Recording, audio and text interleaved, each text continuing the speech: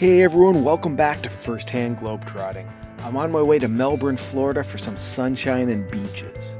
My shorts and sandals are packed, I've got my sunscreen, I'm all ready to go. First stop, Reagan Airport in DC. It's my go-to airport in Washington, so if I can, I always fly out of there. It's just so much easier than the other airports. As you can see, it's real early, so the airport is pretty much empty. That's great for me because it means the lineups will be nice and short. I don't have to wait long, and I'm on my first flight to Atlanta. I'm flying with Delta, definitely my favorite US airline, so I'm expecting things to go pretty smoothly. If you've never been to Atlanta Airport, it's massive and busy, but honestly, not all that hard to navigate through. It takes a little bit of time to move between terminals, but they have this little airport train that you can hop on, so it's pretty easy. On to my next flight, a nice quick one down south to Melbourne. Atlanta Airport was huge, but Melbourne Airport is tiny. The first thing I always notice when I walk out the front door of a Florida airport is the wall of humidity that seems to hit you right in the face. But do you notice anything missing here? Yeah, the sun forgot to show up.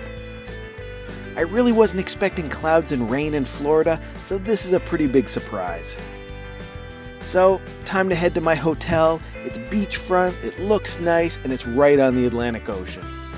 Not a massive resort, but it's got a pool and beach access and all that good stuff, so I'm pretty happy. I can see the ocean from my room, but honestly, it's more of a parking lot view than an ocean view. I don't plan to spend too much time on the balcony though, since the beach is so close. The bad weather isn't going to stop me, so I drop my bags and head out to the beach. It's super windy out there and tons of waves in the water, but it's really neat how the beach seems to go off forever in both directions. This is probably going to look really nice once the sun comes out. Not too many people outside other than me, but hey, at least the birds are having some fun walking around in the waves. So the first day is over and done with. The weather was pretty bad, but at least I got to spend the day wandering up and down the beach. It could be worse, but hopefully it's going to get a lot better these next few days.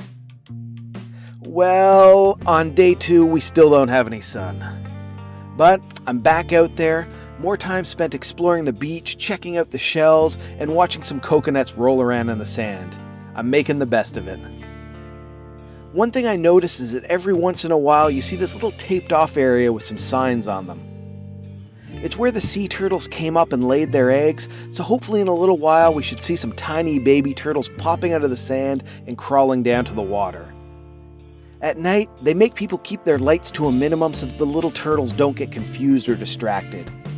Makes for a nice nighttime walk since it's pretty dark out there with just the sound of the waves.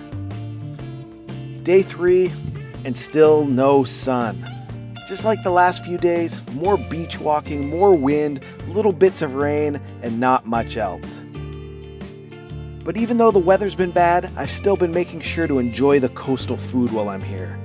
Of course, I'm always going to get some shrimp when I'm here, nothing too fancy, just some shrimp on a skewer. But my all-time Florida favorite is the blackened fish, and this time I went with the blackened mahi-mahi. It was really good.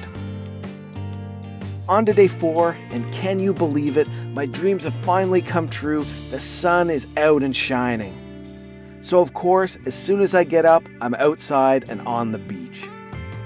I mean, just look at how much nicer it looks today. The exact same beach, but the sun makes it look so much better. This is what I came to Florida for. I spent a good chunk of the day at the beach, but I figured I should probably get out there and see what the rest of Melbourne had to offer. My hotel had the beach on one side, but the other side was just a pretty boring highway. Not even that many stores or restaurants to go to. So I headed down the highway to India Atlantic. It was a place with a little bit more going on, and I had some lunch while I was there. Then, I decided I'd take a nice long walk to Historic Melbourne. Walking a few miles in the Florida sun usually isn't a great idea, but there was one part of this walk that I really wanted to check out. Most of the resorts and beachfront condos are on a barrier island, but downtown Melbourne is over on the mainland, and they're separated by the Indian River. And you guessed it, there's a nice big bridge connecting the two places. There was a pretty great view from the top of the bridge. It was a really long, hot walk, but I was really happy that I did it. But to be honest, Historic Melbourne really wasn't quite as historic as I expected. There were plenty of shops and restaurants, but it really wasn't all that big, so I didn't stay there too long. When I got back to the hotel, I finally got a chance to check out the hotel pool. Nothing too special during the day, but at nighttime it was a great place to sit and relax. It was nicely lit up and you had the ocean sounds in the background. It was really peaceful. Day 5 and it's almost time to head home, but at least the sun is back out again. I got up nice and early so I could go outside and catch the sunrise. Because it's on the Atlantic Ocean, there's nothing blocking your view of the sun coming up in the morning.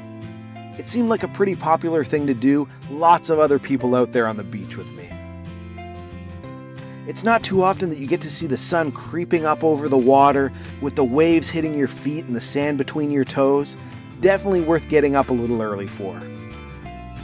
That was a great way to end my trip to Melbourne. Back to Melbourne Airport and I'm on my way home. The sun was a little bit more shy than I would have liked, so I only got about a day and a half of real beach vacation, but honestly, even the cloudy days weren't all that bad. I walked about 20 miles up and down the beach, so I got to see a lot of it, but it would have been nice to have just a little bit more sunshine so I could lay and relax in the sand. Thanks for watching, everyone. Hope you enjoyed my Melbourne, Florida travel vlog. If you have any questions about my trip, I'll do my best to answer them.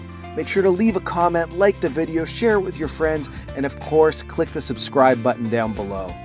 On Twitter, I'm Firsthand Globe. On Instagram, I'm Firsthand Globetrotting. And remember, it's an incredible world out there, so pick up your passport and do some firsthand globetrotting of your own.